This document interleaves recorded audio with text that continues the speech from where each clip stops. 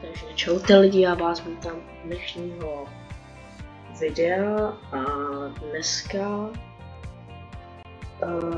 dneska to nebude žádná hra nebo tak, jenom jsem vám chtěl říct, že jsem zpátky po dlouhé době a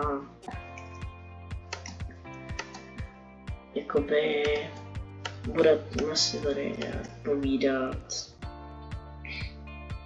o tom, co se mi jakoby stalo, proč jsem nemohl natáčet a proč mi YouTube smazal všechny videa. Takže prostě to je tak, že jsem s kamarádem a s matematiskem a s Kytenčikem, jestli ho znáte nebo tak. Já vám, no prostě jsme natáčeli videa a tak. No a nevím proč, ale YouTube se to prostě nelíbilo a asi mi kvůli tomu smazali všechny moje videa. Takže jsem měl nějakou přestávku, protože mi YouTube nedovoloval jakoby natáčet videa, dejme tomu pár měsíců. Ale tohle video je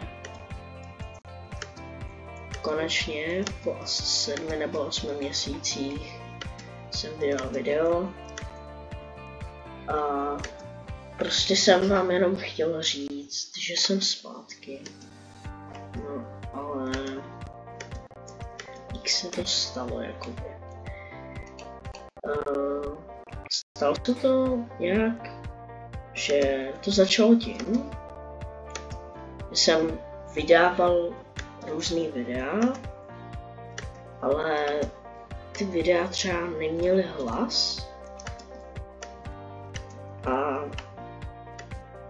když neměl hlas, tak mi to přišlo divný, tak jsem je smazal a natáčel jsem zase znova jiný. Ale prostě mi to nepovolovalo, pak jsem třeba nemohl natáčet a pak jednou otevřel můj YouTube kanál a prostě tam mám smazaný všechny kanály a nejdou mi natočit prostě žádný videa, nejdou vydat. Takže takhle se to nějak stalo. Tohle video bude hodně krátký, jinak videa budu dělat mnohem delší. Odkaz na kanály kluků vám dám do popisku a moc ještě děkuju za to, že